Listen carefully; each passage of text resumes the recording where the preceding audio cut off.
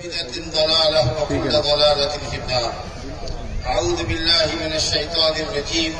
لن ينال الله لحومها ولا دماؤها ولكن يناله التقوى منكم. بزرگوں اور دوستوں، اسلامی پردہ نشی ماؤں اور بہنوں، آج یوم النحر ہے، خون بہانے کا دن ہے۔ جانوروں کے حلقوم پر جو پالتو اور مویشی جانور ہمارے ہیں، ان جانوروں کو اللہ سبحانہ و تعالی سے تقرب اور ثواب کی نیت سے ذبح کرنے کا نام اضحیہ ہے۔ آج سے لے کر نماز کے بعد سے لے کر 13 ذی الحجہ تک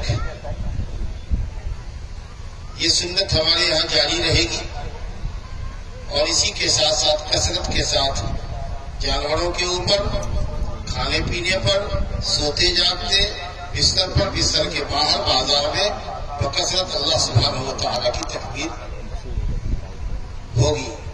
اللہ اکبر، اللہ اکبر، لا الہ الا اللہ، اللہ اکبر، اللہ اکبر، وللہ الحمد۔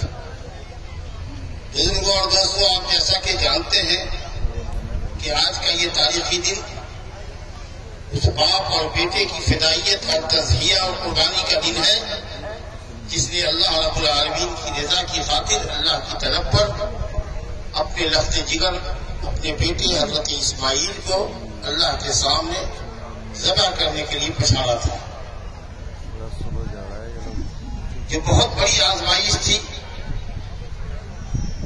اور اس بڑی آزمائش میں انتہائی بڑی کامیابی سے حضرت ابراہیم خلیل اللہ علیہ السلام کامیاب ہوئے۔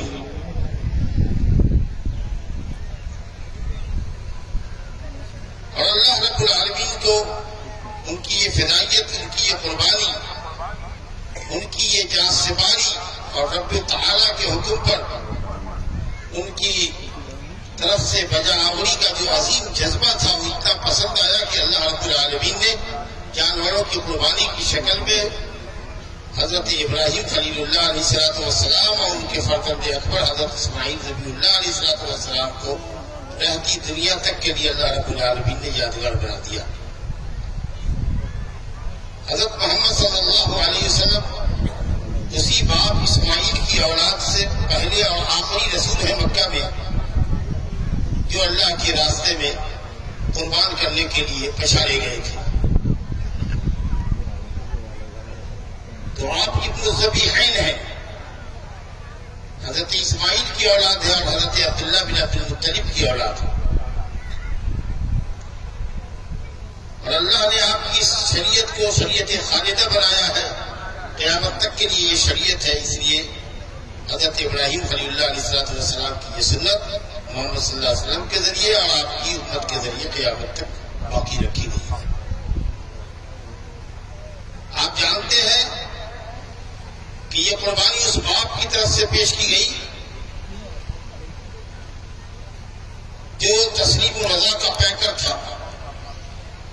اذ قال له ربه اسلم قال اسلمت لرب العالمین، جب اللہ نے کہا تابعداری کرو، ہمارا حکم بجا لاؤ، بلا چھوڑے چلا اس نے کہا کہ میں رب العالمین کے سامنے سرنڈر کرتا ہوں۔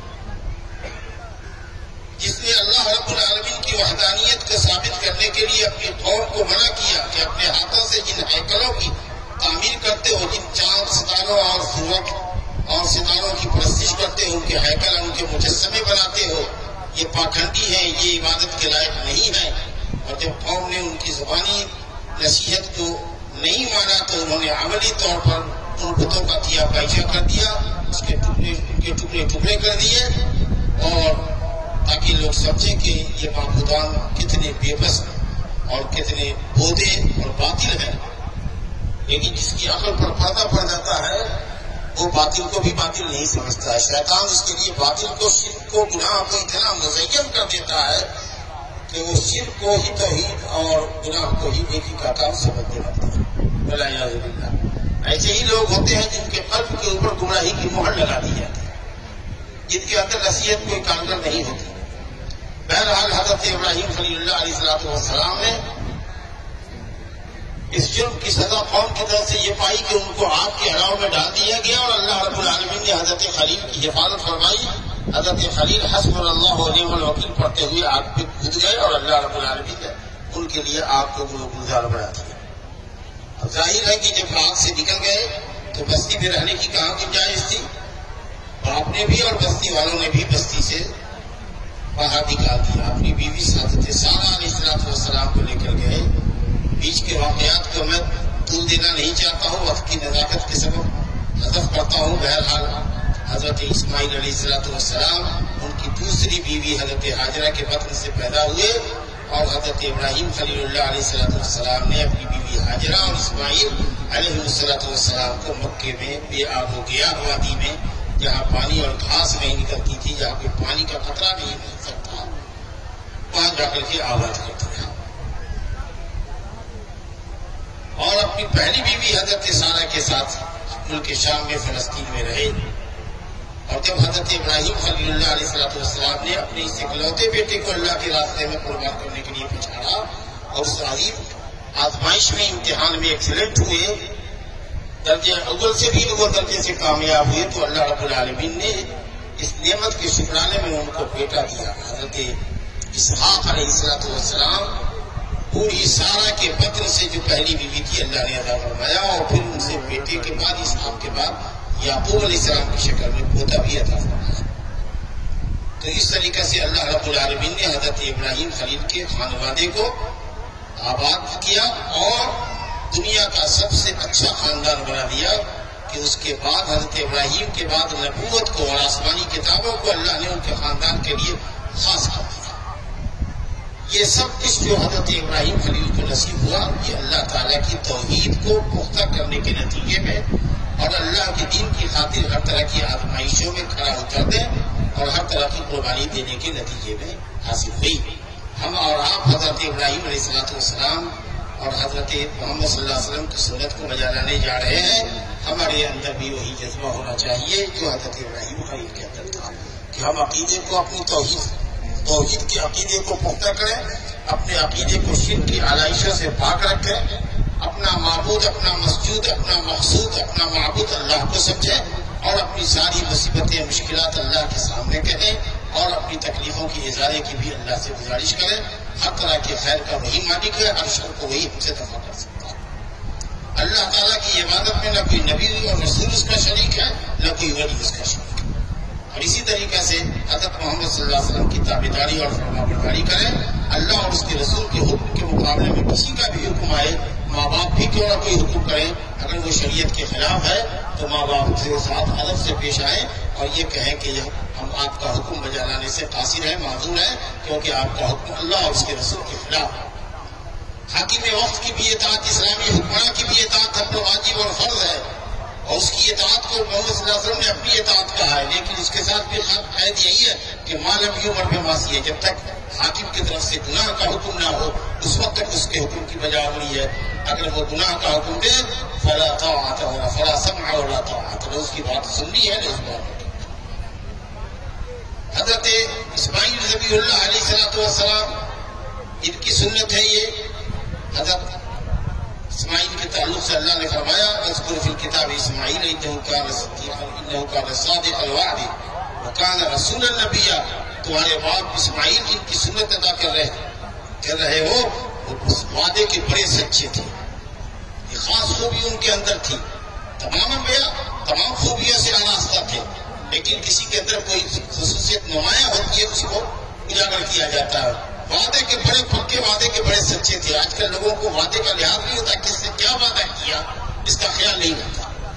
عہد و میثاق اور وعدوں کا تو بالکل پاس اور لحاظ ہی نہیں رہا لوگوں کا، جبکہ قیامت کے دن اس کے متعلق پوچھو کہا صادق الوعد، بڑے سچے وعدے کے بڑے سچے تھے، اور رسول تھے اور نبی تھے۔ قرآن مجید میں جتنے پیغمبروں کا ذکر آیا ہے، 25 پیغمبروں کا نام آیا، وہ سب کے سب ماشاءاللہ نبی بھی تھے، رسول بھی تھے۔ رسول وہ ہوتا ہے جس کو اللہ تعالیٰ کتاب دیتا ہے، اس کا مقام نبی سے اونچا ہوتا ہے رسول کا۔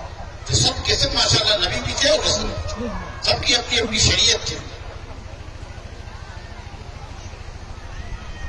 اور اس کے بعد حضرت اسماعیل کی تعلق سے اللہ نے فرمایا وَقَالَ يَأْمُرُ أَهْلَهُ بِالصَّلَاةِ وَالزَّكَاةِ وَكَانَ عِندَ رَبِّهِ مَرْضِيًّا، اپنی آل اولاد کو نماز کا حکم کیا کرتے تھے اور زکات دینے کا حکم کیا کرتے تھے۔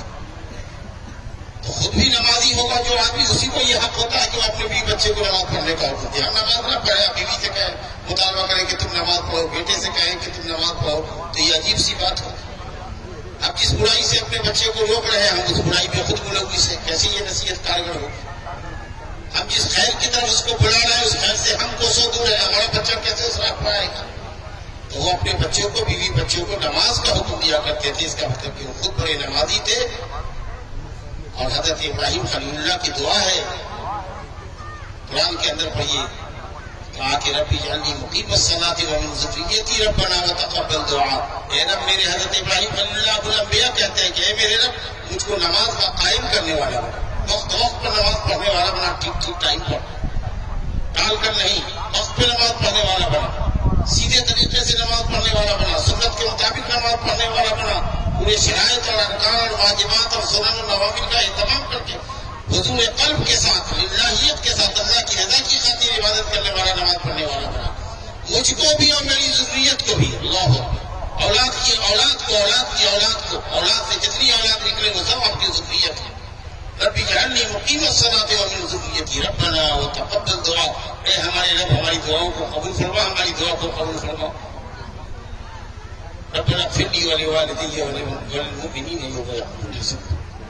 بزرگوں، دوستوں، نماز اور قربانی بہت بڑی عبادت ہے۔ جسمانی عبادت میں بہت بڑی عبادت نماز ہے، اور مالی عبادت میں بہت بڑی عبادت قربانی ہے۔ اللہ نے اپنے نبی سے فرمایا ہے، بسم اللہ الرحمن الرحیم، اعطیناک الکوثر فصل لربک وانحر ان شانئک هو الابتر۔ اے نبی، ہم نے آپ کو کوثر عطا کیا، بہت سی بھلائیوں سے نوازا، بڑا اونچا مقام آپ کا کیا ہے، انبیاء کے اوپر بہت سی خصوصیات کی وجہ سے آپ کو فضیلت بخشی۔ یہ ہے کوثر کا مطلب، یا حوض کوثر نصیب فرمایا، جس کی مسافت 1 مہینے تک کی لمبی ہوگی۔ لمبا جو حوض ہوگا وہ 1 مہینے تک کی مسافت کا لمبا ہوگا، 1 مہینے تک چوڑا، اور ستاروں کی مانند اس پر پیالے ہوں گے جو کوزے بھر دیے گئے ہوں گے۔ نبی صلی اللہ علیہ وسلم اپنی امتیوں کو پلائیں گے، ایک کوزہ پلا دیں گے، ایک پیالہ پلا دیں گے، قیامت کی اس 50,000 سال کی گرمی میں اس کو پیالہ ایک کافی ہوگا، یہ دودھ سے زیادہ سفید اور شہد سے زیادہ میٹھا ہوگا۔ اللہ تعالیٰ ہم سب کو محمد صلی اللہ علیہ وسلم کے حوض کوثر سے سیرابی نصیب فرمائے۔ تو اللہ فرماتا ہے کہ یہ جو ہم نے آپ کو عظمت دی ہے، یہ جو برکت دی ہے، یہ جو کثرت خیر سے آپ کو نوازا ہے، یہ کوثر دیا ہے، حوض کوثر، اے نبی، اس کے شکرانے میں اپنے رب کی رضا اور خوشنودی کے لیے نماز پڑھیے اور قربانی کیجیے۔ پہلے نماز کا ذکر ہے، اس کے بعد قربانی کا ذکر، اور قربانی کے موقع پر جو دعا پڑھی جاتی ہے، جو آیت پڑھی جاتی ہے، اس میں بھی آپ کہتے ہیں ان صلاتی اور نسکی، بے شک میری نماز اور میری قربانی۔ یہاں نماز نہیں ہے، قربانی ہو رہی ہے، کہیں قربانی ہو رہی ہے، نماز زندگی میں نہیں۔ یہ منافقت ہے۔ وہ علماء جو کہتے ہیں کہ بے نمازی کافر ہیں، ان کے نزدیک تو آپ کی کوئی عبادت قبول نہیں۔ نماز نہیں پڑھ رہے ہیں، روزہ رکھ رہے ہیں، بیکار ہے۔ نماز نہیں پڑھ رہے ہیں، قربانی دے رہے ہیں، بیکار ہے۔ پہلے اپنے آپ کو نمازی بنائیے، اپنے معاشرے کو نمازی بنائیے، اپنی بیوی کو نمازی بنائیے۔ گھر کے گارجین آپ ہیں، اپنے بیوی بچوں کے متعلق پوچھے جائیے۔ اور یہ جو قربانی کا جانور آپ ذبح کرنے جا رہے ہیں، اللہ کا شعائر ہے، شعیرہ ہے، دین کی پہچان ہے، دین کی علامت ہے، سمبول ہے۔ آج کل یہ آواز بہت اٹھ رہی ہے کہ صحابہ قربانی نہیں کرتے تھے، کون واجب اور فرض ہے؟ کیوں مسلمان قربانی کرتے ہیں؟ قربانی کے پیسے کو لگا دیں مسجد میں، مدرسے میں، قبرستان میں۔ اللہ، یہ عبادت ہے، یہ عبادت ہے، اس کو ہم بدل نہیں سکتے۔ نیکی کے کار میں ہم پیسہ الگ سے لگائیں گے، لیکن قربانی کا پیسہ ہم دوسرے راستے میں خرچ کرتے ہیں، کروڑوں بھی خرچ کر دیں گے تو ایک قربانی کے بکرے کا ثواب ہم کو نہیں ملے گا۔ یہ عبادت ہے، اللہ نے ہمارے یہاں اس کو عبادت رکھا، اور صرف ہمارے یہاں نہیں، بلکہ کل امت جعلنا منسکا، دنیا کی جتنی امت گزری ہے سب میں اللہ نے قربانی رکھی۔ آپ بے تحاشا قربانی مت کرو، قربانی کرو، اس کے بعد جو بچ جاتا ہے 2-3 قربانی کے بعد اس کو اللہ کے راستے میں خرچ کرو۔ میری دعا ہے کہ اللہ تعالیٰ آپ سب لوگوں کی نیتوں میں اخلاص عطا فرمائے اور آپ کی قربانی کو قبول فرمائے۔ اللہ تعالیٰ سے صلی اللہ علیہ وسلم۔ بارش میں سب بھاگ رہے ہیں، بارش میں ایسا لگ رہا ہے